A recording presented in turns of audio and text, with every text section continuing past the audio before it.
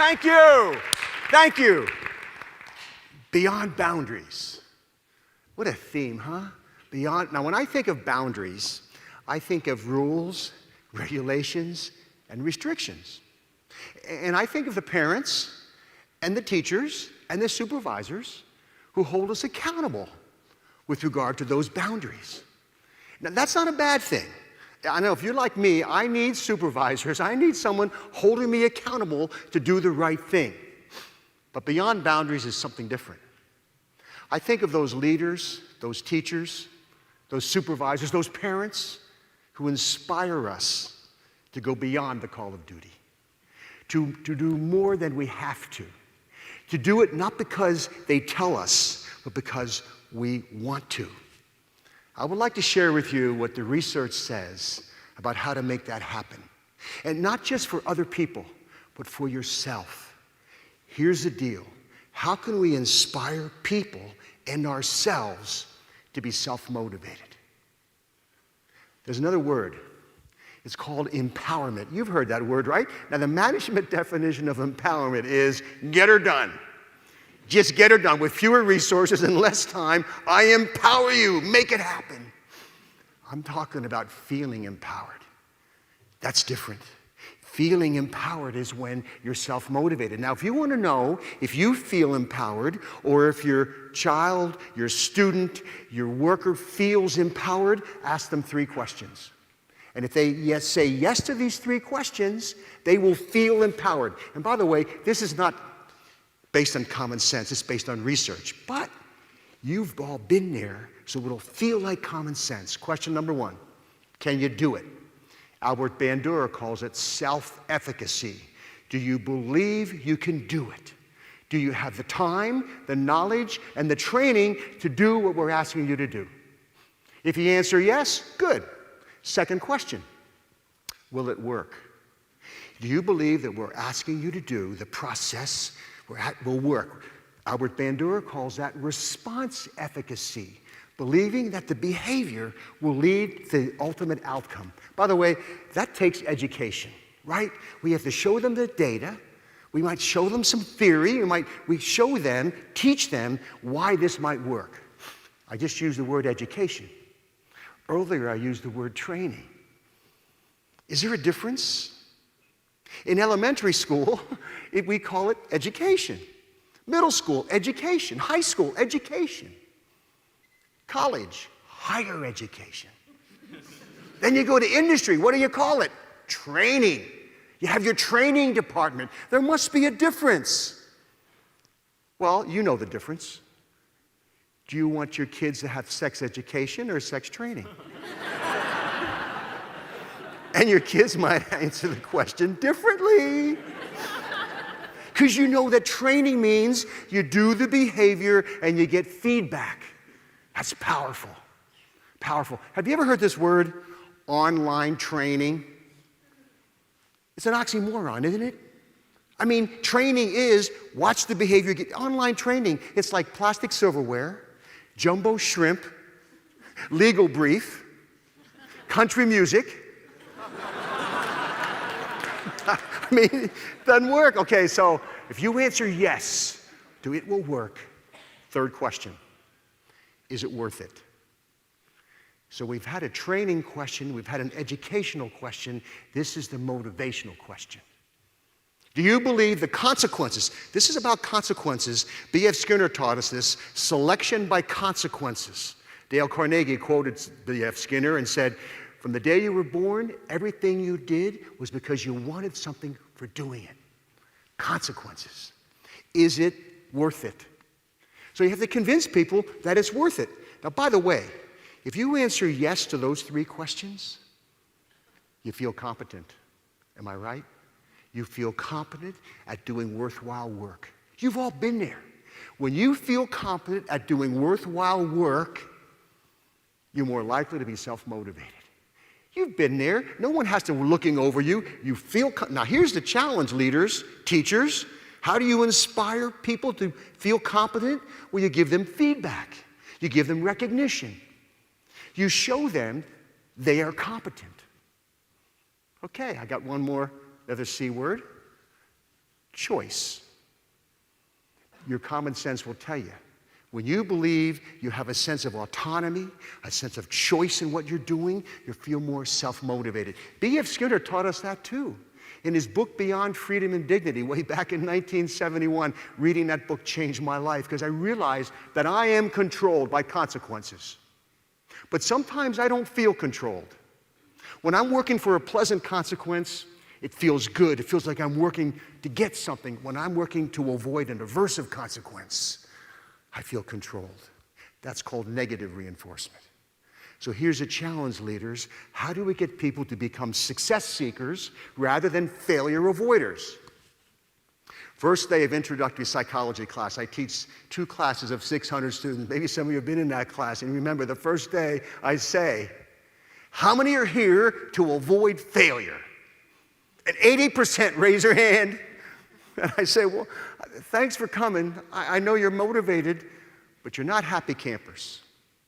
You probably told your friends, I got to go to class. It's a requirement. Not I get to go to class. It's an opportunity. You probably woke up to an alarm clock, not an opportunity clock.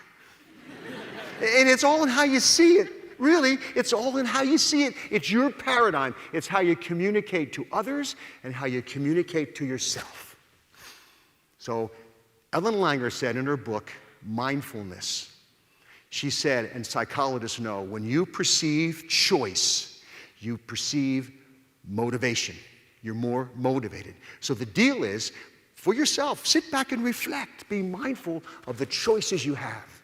And talk about being a success seeker rather than a failure avoider. It's all how you talk, how you communicate to yourself and to others. I've got a 4th C word, community. Powerful word. Psychologists know that social support is critical. People who perceive a sense of relatedness, a sense of connection with other people, they feel motivated and they're happier. I want to recite a poem. It's called The Cookie Thief by Valerie Cox. And as I recite this poem, there's only 2 characters, a man and a lady. Put yourself in the situation. Be mindful. Think about the situation and what you would do. Okay, here we go. A woman was waiting in an airport one night with several hours before her flight. She hunted for a book in the airport shop, bought a bag of cookies, and found a place to drop. She was engrossed in her book and happened to see that the man beside her, as bold as could be, took a cookie or 2 from the bag between, which she tried to ignore to avoid a scene. She read, munched cookies, and watched the clock as a gutsy cookie thief diminished her stock. She was getting more irritated as the minutes ticked by, thinking if I wasn't so nice, I'd blacken his eye. With each cookie she took, he took one too. When only one was left, she wondered what he'd do. With a smile on his face and a nervous laugh, he took the last cookie and he broke it in half. He offered her half as he ate the other. She snatched it from him and thought, oh, brother, this guy has some nerve, and he's also rude. He didn't even show any gratitude. She had never known when she'd been so galled, and she sighed with relief when her flight was called. She gathered her belongings and headed for the gate, refusing to look back at the thieving ingrate. She boarded the plane and sank on her seat. Then she sought her book, which was almost complete. As she reached in her baggage, she gasped with surprise. There was her bag of cookies in front of her eyes. If mine are here, she moaned in despair. Then the others were his, and he tried to share. Too late to apologize, she realized with grief that she was the rude one, the ingrate, the thief. So where were you where were you? Whose side were you on? Were you thinking independent or interdependent? I don't blame you if you think independent. You know, that's how we're raised. Nice guys finish last. Squeaky wheel gets the grease. Got to blow your own horn. You know, independent. We come into this life of ours dependent to others, and then we can't wait to become teenagers, you know. We're too old to do what kids do, too young to do what adults do, so then we'll do what nobody else would do to assert our independence. And some of us get stuck there. We're stuck. I'll do it myself. I don't need you. Not good. We need each other. We have to have each other's back. We need a sense of community. This independence culture that we got to move to interdependent. Okay, 4 C words that can fuel self-motivation and I think can fuel actively caring for people. Let me tell you a story to put it all together. It happened over 60 years ago. I remember it like yesterday. My parents asked me, "Hey, Scott, how'd you like to get drum lessons? How'd you like to play the drums?" Oh, man, would I ever? I'm thinking of Buddy Rich and Gene Krupa. Most of you guys don't know those names, but they were the drummers. In those days, the drum was in the front of the band. They had white pearl drum sets, and I saw myself. That was my vision. I had a vision, consequences, that was my vision, and I said, yeah, I want to take drum lessons. So the teacher would bring his drum and set it next to mine. I didn't have a nice drum like this. My parents bought me a beat-up old drum at an auction, and they said to me, if you get better, if your teacher tells us you're getting, they're holding me accountable. Teacher says you're getting better, we'll get you a better snare drum, and then a bass drum, and then some cymbals, and that was my vision, and that kept me going, consequences. So the teacher would come in, and he would show me stuff. You know, this is how left hand, this is how Buddy Rich plays with his left hand and his right hand, and they would just do things like a flam. Can you hear that in the back? You okay? And this is a rim shot. He would show me stuff. I was just 10 years old, remember? And when he showed me stuff, I felt, wow. He showed me this little simple drum beat. Watch me, Scott, watch this. And I practiced it. And I did it. I'm feeling competent. He showed me a paradiddle. Listen, paradiddle, paradiddle. And he said, you go home and you practice next week. I want to see your paradiddle. And I said, watch this. And I'd say, watch this. He said, that's a double paradiddle. We didn't get there yet. I'm reading ahead. Because I'm self-motivated. I feel competent. I'm walking through Muhlenberg High School, Allentown, Pennsylvania, and I see the music teacher, and he says, I hear you're learning to play the drums. I said, yeah, and I'm getting good. He said, you can march in the band. You can be the snare drummer. Whoa, that felt good. Another vision. Then the teacher comes into these were private lessons, by the way, $2. $2, that was a long time ago. She said, Scott, you ready to do a drum roll? I said, of course, I'm ready for a drum roll. He says, watch, Scott, here you go, watch this. Would you do that again? Scott, this is easy. Watch me. Now you practice that, and next week, I want to see a drum roll. He comes back the next week, he says, how's your drum? I can do a paradiddle. That's regression. I want to see a drum roll. Week after week, now we're talking about distress. Now we're talking about apathy. Now we're talking about learned helplessness. That's what psychologists call it. I remember walking through that elementary school and seeing the music teacher, and he said, so Scott, how you doing? How are the drums? Not so good. I can't do a drum roll.